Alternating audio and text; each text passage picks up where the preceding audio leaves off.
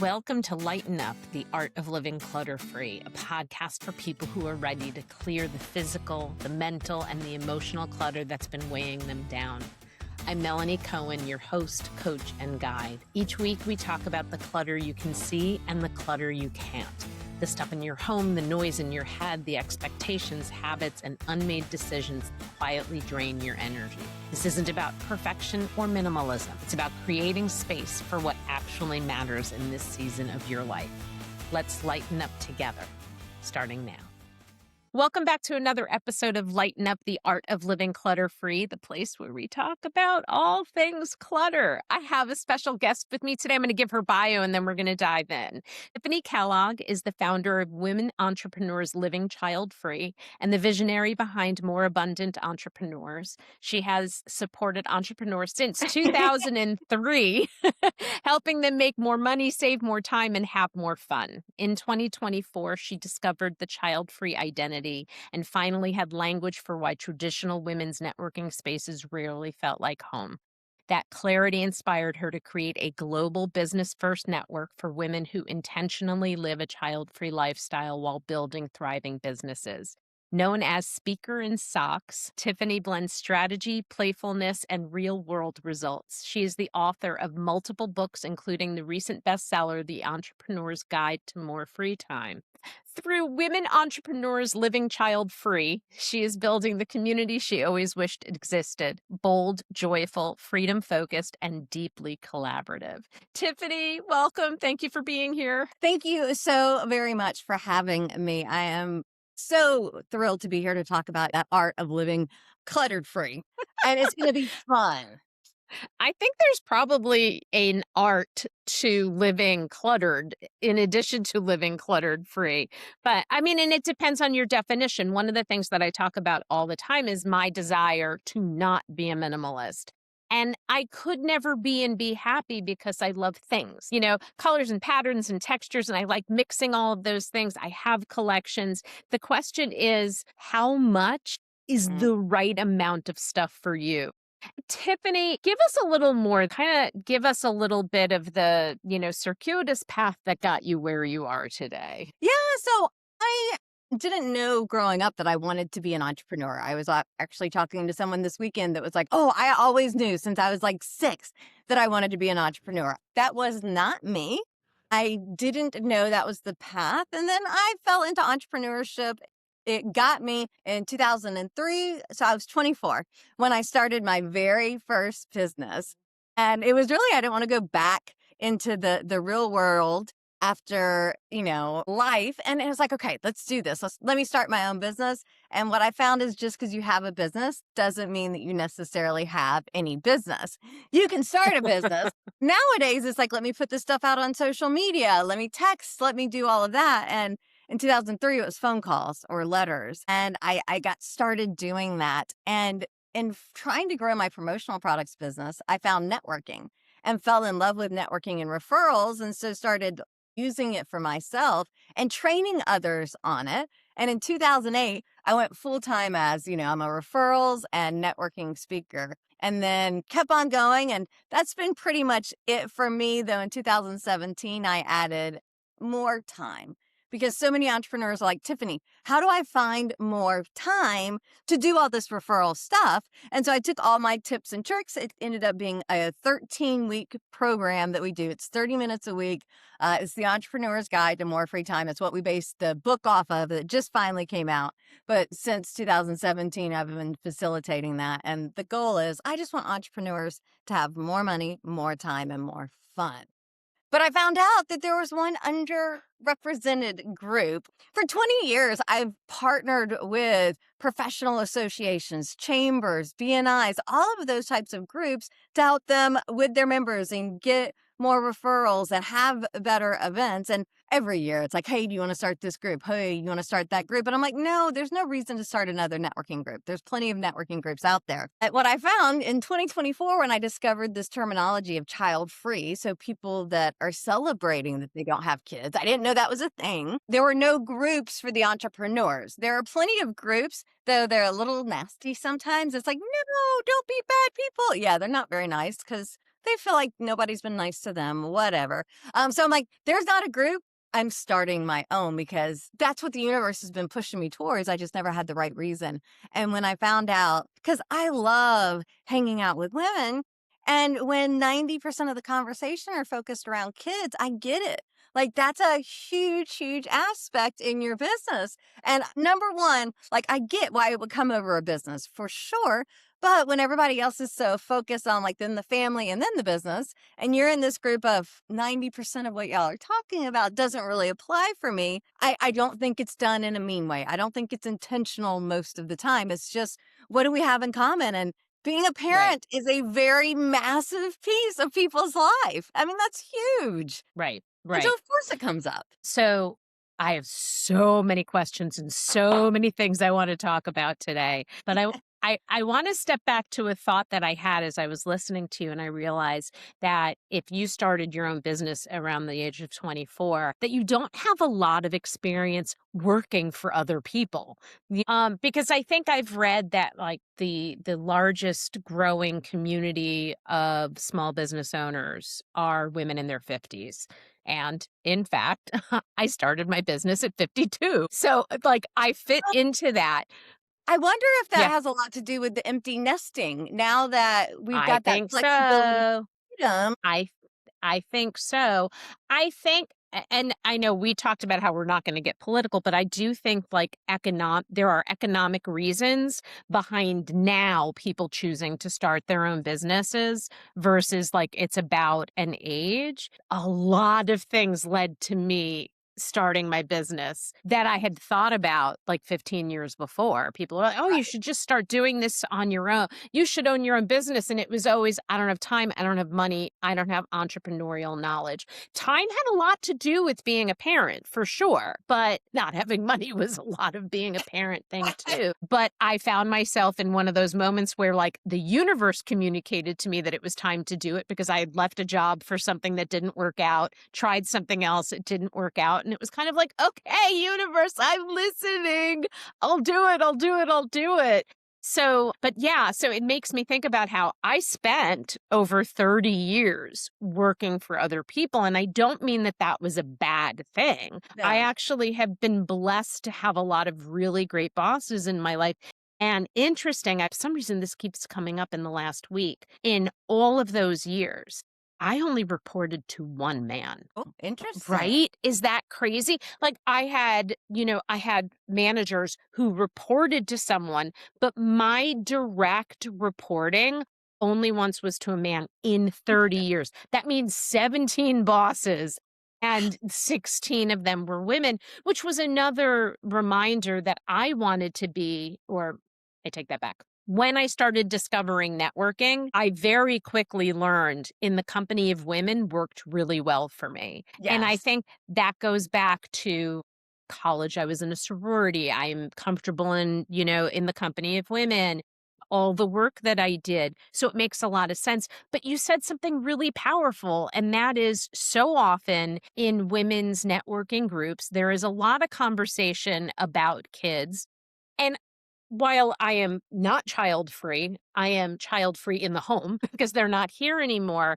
And there are times where I would rather do things at a time of day that don't work for the moms in the group, right? And that's only a very recent thing for me. So I would imagine that's part of it, but also people asking all the questions about, the kids. I've had a lot of women that when they hear Mhm. what I'm doing are like, wait, my kids are gone now. Can I come join it? So it is not for me to create an empty nesters community for women Right, because right, I got the kids. Like, that's the whole reason I'm here. But I've got a lot of women that are like, it would be really great to have.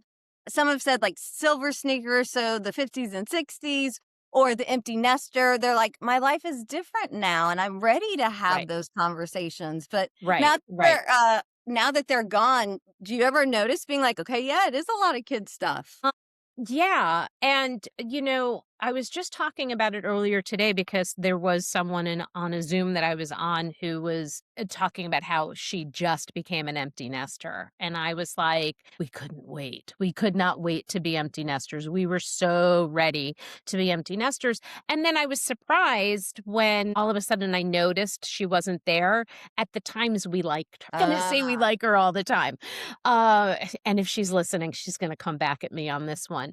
But what it was that so she works in a high school, and I got really used to her getting home at 3:30 in the afternoon and telling me about her day. I don't need to hear about her day every day, but I started missing stories about certain kids and certain teachers and administrators and stuff like that. But definitely being an empty nester is different than someone who has lived without a child in the home their entire adult life. So one of the things I want to talk about, when we talk about mental clutter, I think a lot the words that are used, the vocabulary that is used can really dictate how we feel and how we look at things. And child-free is something that, to me, is a much better way of saying that someone doesn't have children than childless. But I feel like child-free is a newer nomer. So talk to me for you, the difference between child-free and childless, if you don't mind. Okay, so I'm going to come at the approach of, and please understand, I think there are some people that are going to use the words interchangeably, that they mean the same, they don't mean anything. And, that's part of the joy of language is when words evolve. And I'm a word nerd. Like the past couple decades is just like how cool as we were watching, like I was typing convo the other day, like conversation. And I'm like, this is becoming very mainstream, and like how quickly things are going to change now. Especially Right. that we can talk to each other. Like, I laugh when we're watching history, like The Outlander. I'm like, she wouldn't understand half of what he was saying. Like, the language has evolved since then. Seriously, y'all. But it's a good show. There are some times that I decide that historical accuracy is not what's important. So I try when I watch TV not to be like, that is not right or that is not right. Mm-hmm. But so child-free versus childless, and what I am seeing in the world. So child-free is the mindset that people are adopting, whether when we've chosen, so we choose to be child-free, or we're celebrating, because there are some people that are child-free not by choice. And so this may be that whatever the issue was, they decided not to try IVF, they decided not to adopt, or whatever it may be. However, what I feel with the child-free is that we are celebrating, we're enjoying. It's not that I wanted to be a mom, and I didn't. That was never one of my joys, but that you want that. Whereas to me, childless is these are the people that want children and are unable to have them. And so when I'm talking to people, I will often say, here, well, I don't ask them the question because to me, that's nobody's business. If you are celebrating, if you're happy, if you're like, yeah, I'm just planning this trip, and I think I'm going to stay a few extra days in Orlando, and I might just travel and take a week off and all of this, and yay, I'm celebrating, woohoo, versus the childless who's, my heart's hurting. I got my and all I want to do is have the kid and that. And so to me, the childless is there's something missing in Sure. their life. 100%. And it's a decision that each person to me makes. The childless is missing, and I would love to welcome that in. Whereas for me, the child-free is like, woohoo, yay. And in the community, I would say the majority of the women, because it's an entrepreneurial community, so it's different, but the majority of the women actually like kids. We have a tutoring company. We have a woman that helps kids get scholarships for playing music to the schools. We've got several companies. There's one woman who does English as a second language, and she writes kids' books for the kids to read. So we're kid-friendly, at least in my community. That's not true of all's.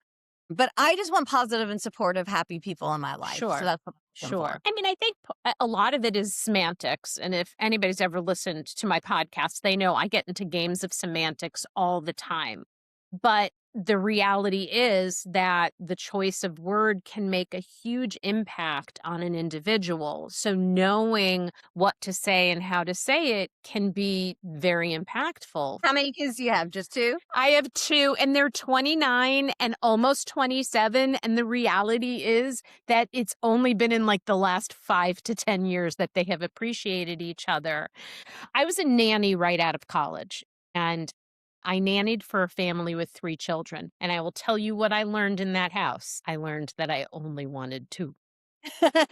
I love these kids. I loved them so much. I was such a part of the family. They became a part of my family. They were at my wedding. The girls were at my bridal shower. But 3 was just like, whoa. So when I hear people 4, 5, 6, 7, I'm like, you know what? Whatever spirits you believe in, they made you a different person than they made me. So do you mind talking about the choice to not have children? Yes, I'm 100% fine, very comfortable in my journey, which is a good thing being that I'm getting on the platform. Like, I've had to ask my husband, I'm like, "Honey, how much of this can I talk about? Are you okay?" Mhm. Because it can be a personal issue. And Right. for me, it was an early choice because Mm. not as early as for some people, because growing up, what I thought about for having kids was, while I go to work, my mom's going to take care of my kids. That was my plan of being a mom. Mhm. And when my mom passed, when I was 24 years old,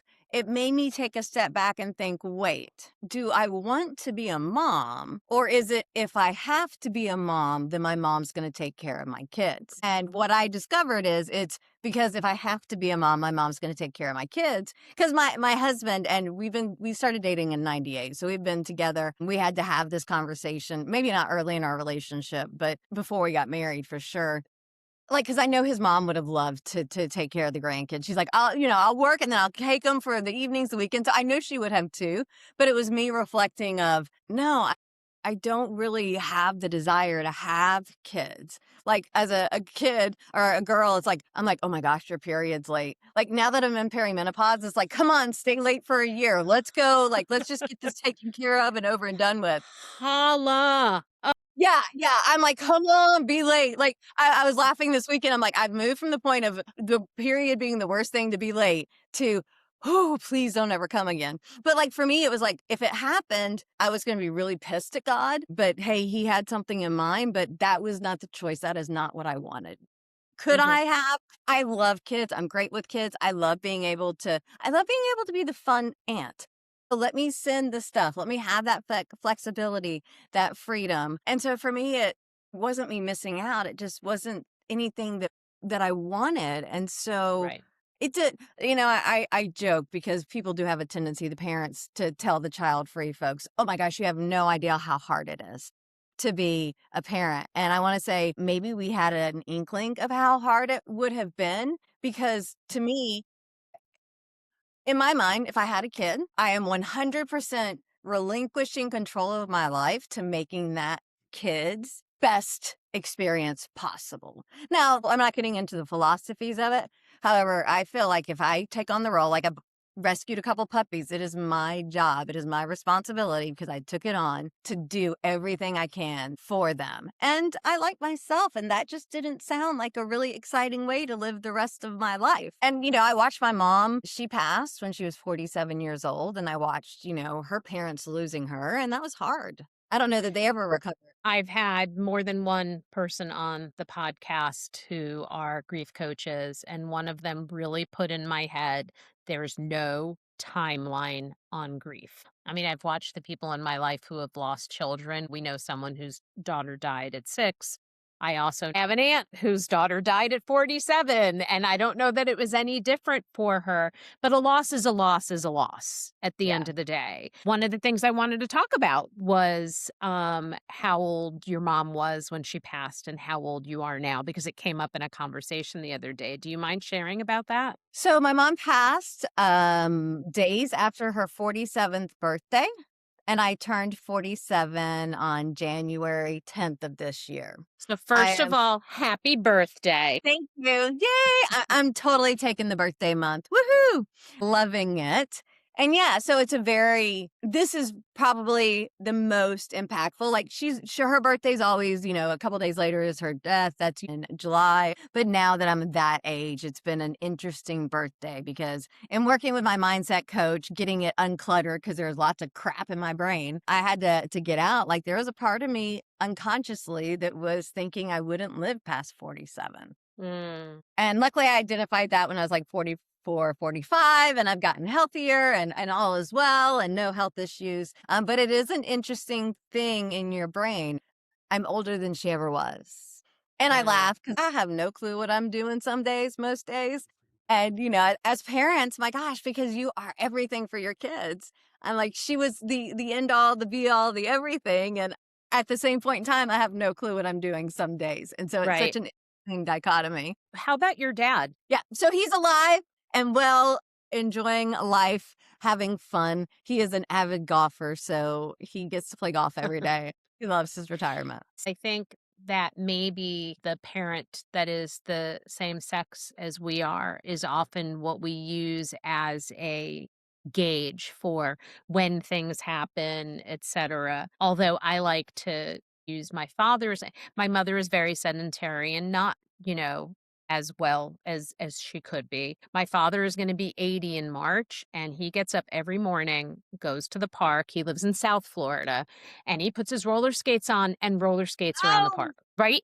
Almost 80 and what? better on skates than most of us. Like he just glides. But what I've learned from it is, oh, and by the way, he'll go back later in the day if he's stressed and needs to get away. He still works full time and does it again. So he knows both the benefits for his mental health and his physical health. He hasn't always been smart when it came to taking care of himself. And so what have I learned? A body in motion stays in motion, right? Whether you're on skates or doing something else. And it's not just about keeping the physical body in motion, but mentally staying charged. And yes, it's helpful to play chess or do the crossword puzzle or, other things that help with memory, but physical activity is better for the brain than many of those things are. So that was a sidetrack from seeing your father further into life. Does that give you more confidence that you get to stay around, or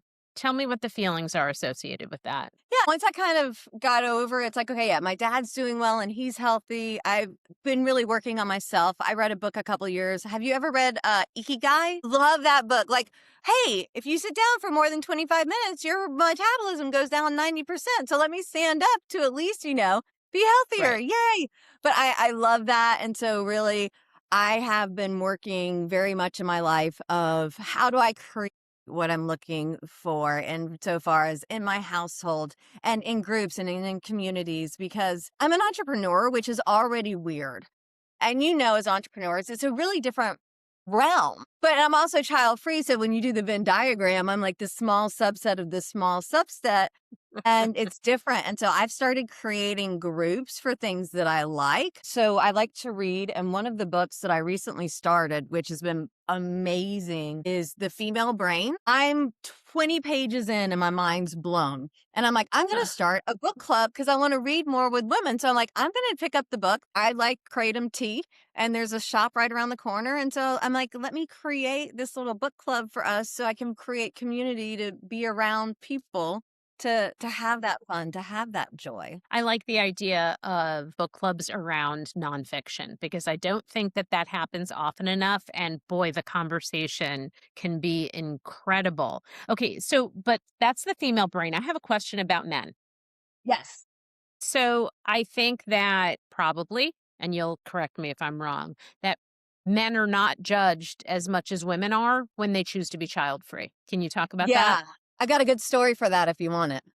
Yes. So, when I started networking, met early on a gentleman by the name of Tom Fleming, and we went into business together and partnership and all kinds of things. And as I was starting to create this group, he's mostly retired now, but we still chat. As I started to create this group, he's like, Tiffanie, I don't know that I quite understand. And I'm like, Tom, as a child free man, I'm like, how often do you get asked if you're having kids? He's like, not very often. And I was like, and how often do you get like, well, what's wrong with you? Why aren't you having kids? Who's going to take care of you when you're old? He looks at me like, and he's like, I don't. And I'm like, that's why you're not invited to the group. It's not that I don't love the men. It's that they don't get, because not only do we get it from the men, but sometimes the women are more judgmental and harsh on us than even the men are. And Right. so I love the men and guys. Like, we're going to do an International Child Free Day because that's August 1st. And I'm like, what we're going to probably do is International Child Free Day. And the first half is just for child free people. And then the second half will have a little bit for the child free men as well. And then we'll kick them out. Because really, I'm just playing with the super small child free women entrepreneurs. But that doesn't Mhm. mean like I still have the more abundant entrepreneur community, because that's for all of the people play parents, non-parents, grandparents, the youngins. We got one gal that's 22. So, and they're like, can I join the group? I'm like, if you want to join that group, that's fine. But if you are not sure if you want kids yet or not, I'm like, it's okay. You don't have to make the decision yet. Somebody was like, well, what if somebody gets pregnant? Well, they will get kicked out of the group, but we will love them and we will have a party for them. We will ask if it's a commiseration party or a celebration party. And then we'll say, nice to know you. I love it. I love it. I love it. And it's not about being child free. It's really just Mhm. about a business. We're women business owners that just don't talk about the kids part of it. So it's really not even about child free and the message for the world or any of that. It's just Right. ladies talking business. So my fear, and I love that we're talking about being entrepreneurs because I am one and I'm still learning what that means. I fear that child-free women in the workplace working for someone else really get the short end of the stick when it comes to the expectations just because they chose to be child free, that suddenly they're responsible for picking up the slack for people who did choose to have children.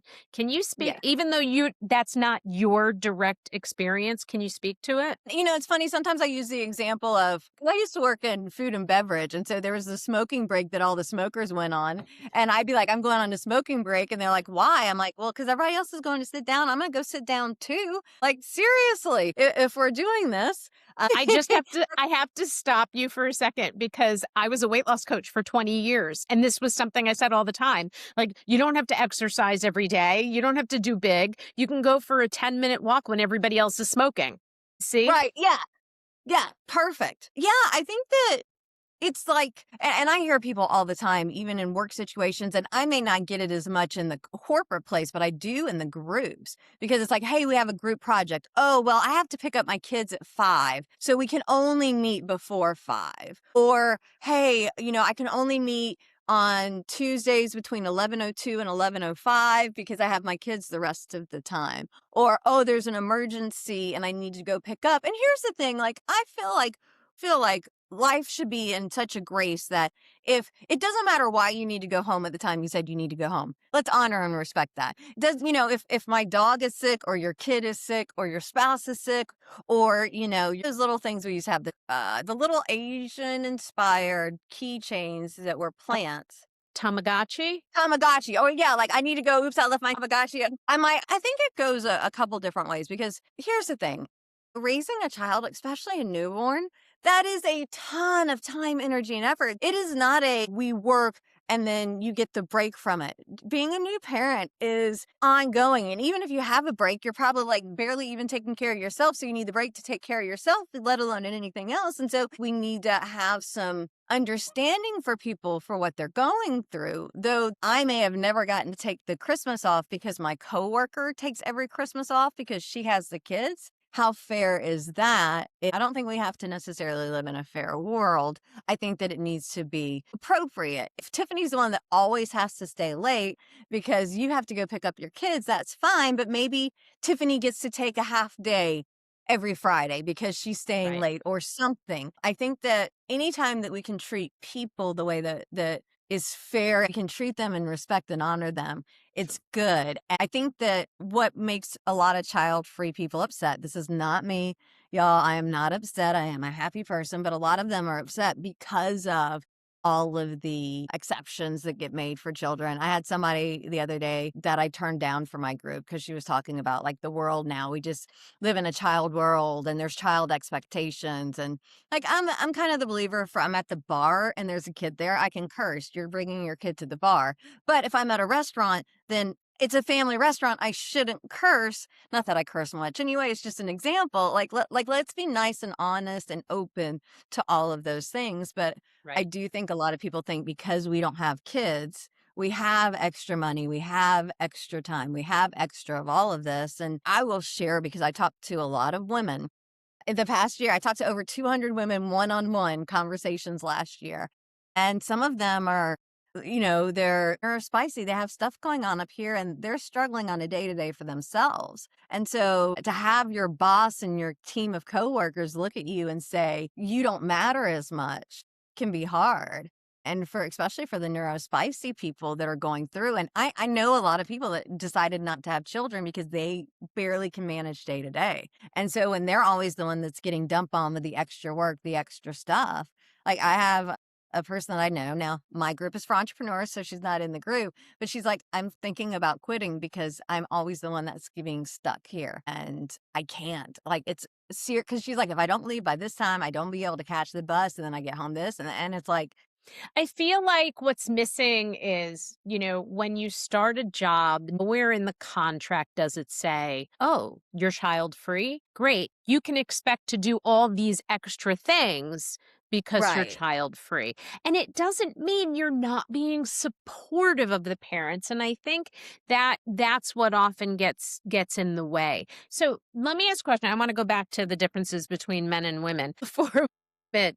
And y'all, as How you're has watching and listening to this, I do not have a degree. I am not a scientist. I am just Tiffany. I'm in the business realm. My expertise is in the business side. I just happen to be child free. Sorry, just in case anybody's like, well, that Dr. That's Tiffany said. okay. No, that's okay. And I mean, I think that's a part of coaching is like you Yeah. coach on what you know. So, how has this experience been different for your husband than for you in choosing to be child free? So my husband didn't necessarily choose to be child free. He chose to marry me and I chose to be Mm, child free.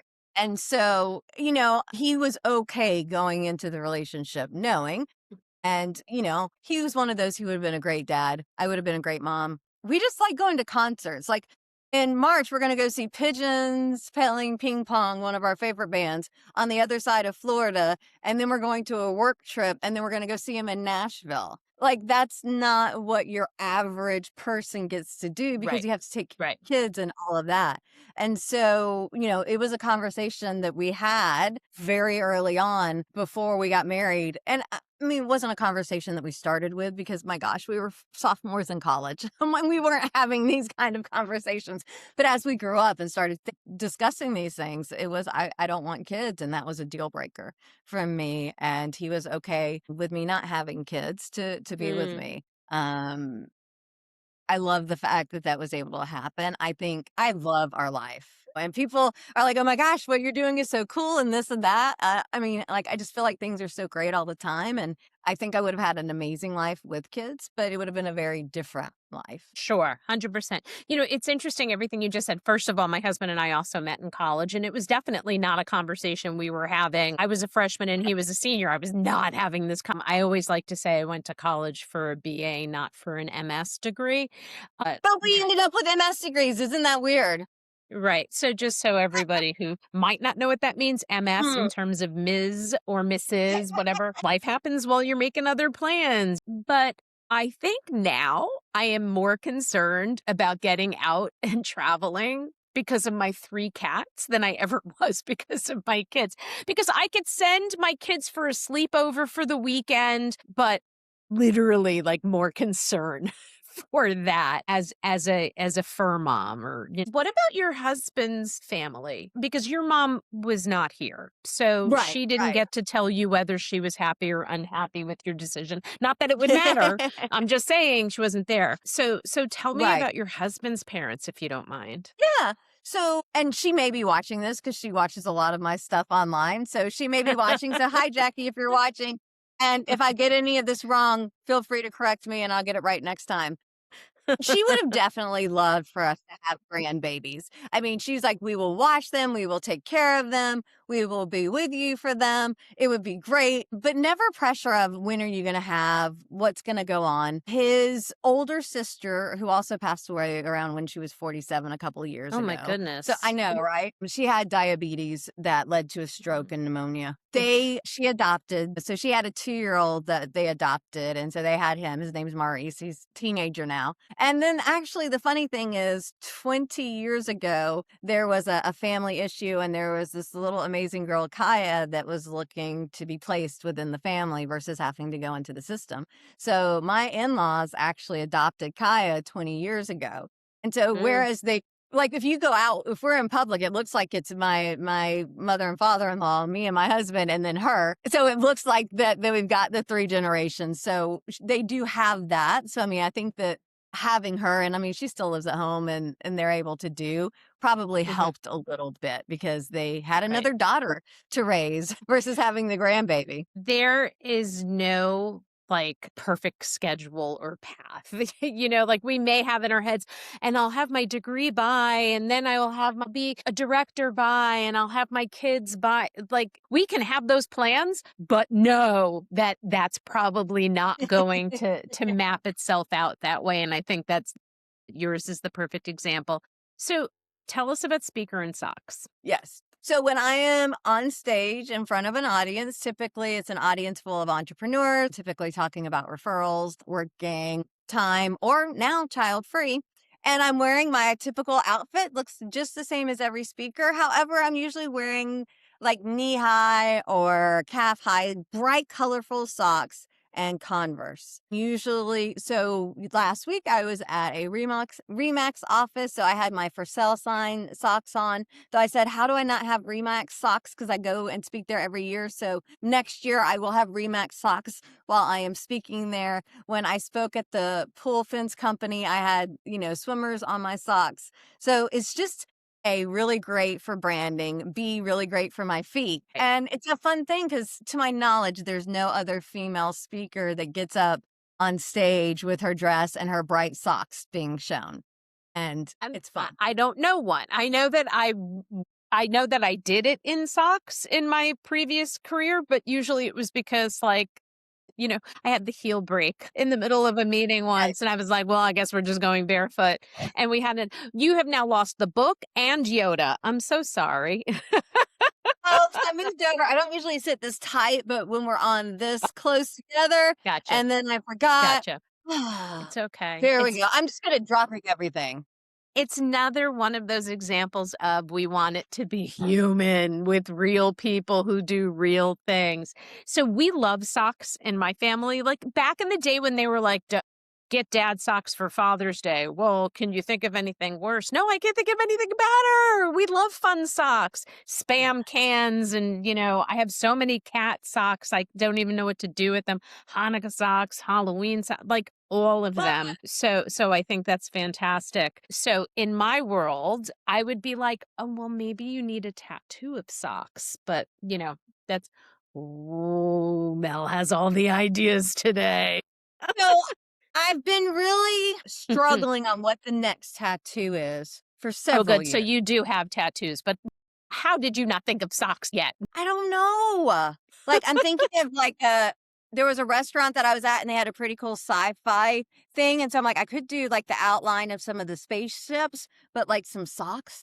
Because that could even be just a I cute like it. little one for shit. Yeah, you can say shit and giggles on my show. For the record, I'm a New Yorker. I've lived in Brooklyn for almost 30 years. Like the cursing is so natural. And I think I talk a lot also about the fact that my grandfather had been a truck driver. So I don't know how to drive a truck, Oh, but I know how to talk like a truck driver. So we have that. So I have 17 or 18 tattoos. I never remember. I have to like stop and like go through my body and count them. But if I were known as Speaker in Socks, I would have a pair of socks somewhere on yeah. my body, just for the record.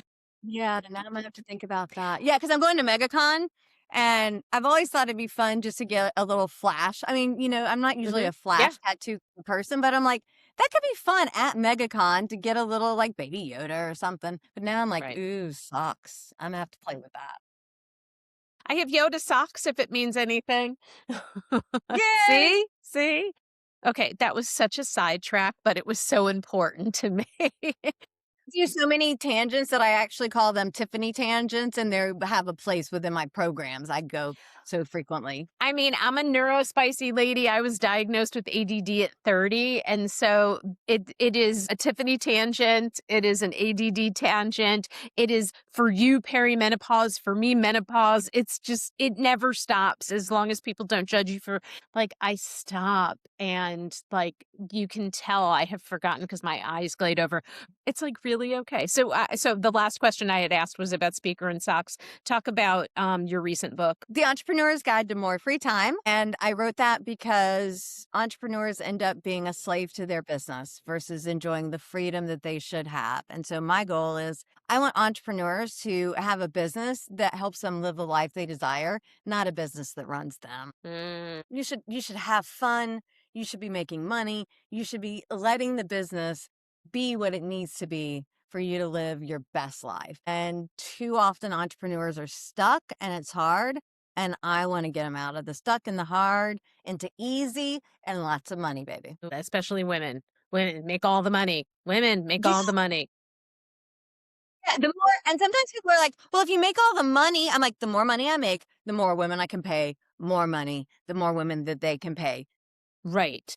Me all Right. the money. I have no problems. Hit 1,000,000, hit 10,000,000, hit 100,000,000. Come on, money, because I'm Right. just going to give it away to the amazing women. And I love women. It's funny. I don't deal only with child-free women. There are plenty of folks. I don't actually know that many child-free women. It is a very small niche. They are It's very, interesting. very hard to find. And I'm not only looking for those people. So I deal with all kinds of amazing women, but it is different. And that's why, like, I started reading this, and I'm like, the brain is actually different between women and men. And so I'm Oh, really yeah. excited to learn more about that because they meant well with equality, but we ain't equal.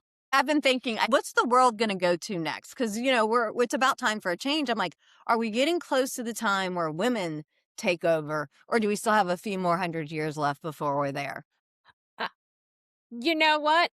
I honestly don't know the answer to that. And it's really frustrating because there's another business coach that I spend a lot of time with, and she talks regularly about how women entrepreneurs make like 63 cents on the dollar to men or whatever the number is. That's disgusting. I would be happy for us to be at 83 or 93. Is it ever going to get to 100? I have to believe it positively that that might not happen. The question is it going to happen in my lifetime? Like, is it actually going to happen in my lifetime? Like my business, I support women. And I promise you that when I hire teams to take care of the parts of the business that I don't like doing, they're going to be women and I'm going to pay them well. Yeah. And I plan on paying them well. So I know that you also have a program. So what does working with you look like? So there's several different ways to work together. I do run the Entrepreneur's Guide to More Free Time. It's a 13-week program that people can do. My community, so my child-free community, women entrepreneurs living child-free, and then my mixed community for all more abundant entrepreneurs. We meet on a weekly basis. I'm a little funky on my times. It's 11:05 to 12:55. Tuesdays is for the ladies. Wednesday is for our more abundant entrepreneur community. And we just get together and support each other, help each other. And my vision, because I work with solopreneurs, but I really love the sweet spot of those entrepreneurs that want to scale to sell. So, like, let's build this massive, or one of my clients we're working on, like, getting the company franchised. Like, how do we get it franchised in all 50 states? And so it's like, how do we make this impact and have more fun? And that's I love that's to that. me, it's what it's about. We have to, as we think of this living clutter free, I think also part of the clutter can be the stress and the worry. And if we're able to enjoy the time within our business, then that lets our mind be better. And that just makes the freedom that we have in all aspects of our life better. Yeah. Yeah. Okay. So I have three more questions left. Okay. I hope you're ready. Everybody I have on the show, I challenge them about the concept of clutter. And when I talk about Okay. clutter, I don't just talk about physical clutter. I talk about mental clutter, calendar clutter, social media clutter, people clutter. So, what's your clutter? My clutter right now is working on cleaning off my desk. That's a common one. It's a work in progress. I'm trying to think. I've been very much cleaning out all of my house. The pantry is a project that needs help, but that's a husband and wife project, not a Tiffany project. So that's why it hasn't gotten done. Ooh, I like that. I like Because that. what and what it may be is like I go in and I clean out everything, and then I make a pile of here's everything that I don't want, but you Mhm. might. Then he goes through Okay. and gets rid of it. And so I like our partners, but I'm working on just a better system for my desk. When I say the clutter on my desk, this is the clutter on my desk. So, and I mean, that's it, except the one Again, note. so common. A few weeks ago, my guest was someone who, or by the time this drops, a few months ago, we talked about like the end of the day, like clearing the desk before you finish the day, closing the laptop, giving the workday a finish. Part of that is just like putting the chair under the desk. The way the arms are, I can't get it under the desk unless I Oh, elevated because I have a standing sitting desk. But to take like the extra 12 seconds that it takes to raise the desk and put the chair underneath can make a big difference. It's not just the paper and the Post-its or whatever. I know it's going to be in the show notes, but if people want to find you, where would they find you best? so the beautiful thing that I didn't love as a child is having a name that never could find anything that was spelled funky. But nowadays it's easy to personalize, and it's been brilliant. So Tiffanie, Tiffanie, Kellogg, Kellog. The last I checked last year, I am still the only one. And so TiffanyKellogg.com on all the social medias, Tiffany at Tiffanie Kellogg on all of them. And then to make it easy, my communities, moreabundantentrepreneurs.com, women entrepreneurs livingchildfree.com. So we make it, my goal in life is keep it short and simple. And so anytime we can make it super simple, the better. I love that. I mean, at the end of the day, Tiffany IE is not common.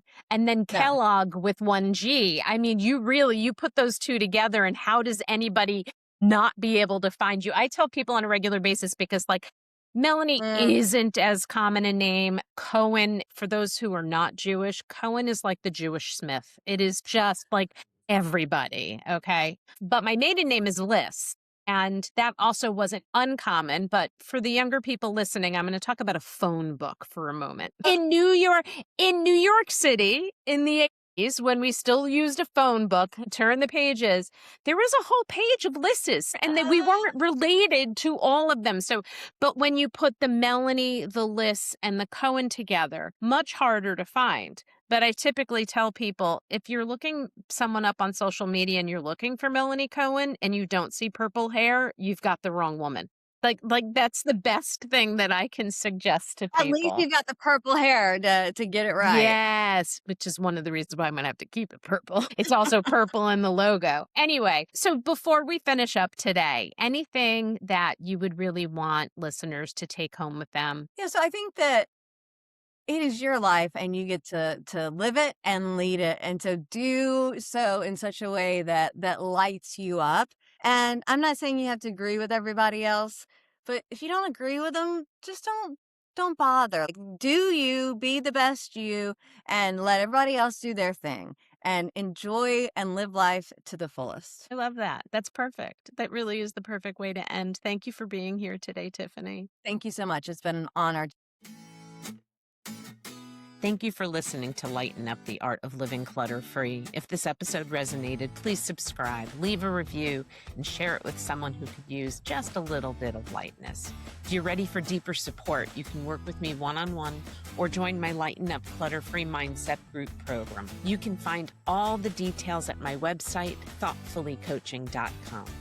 Until next time, progress over perfection. Messy action is better than no action at all. So let's lighten up.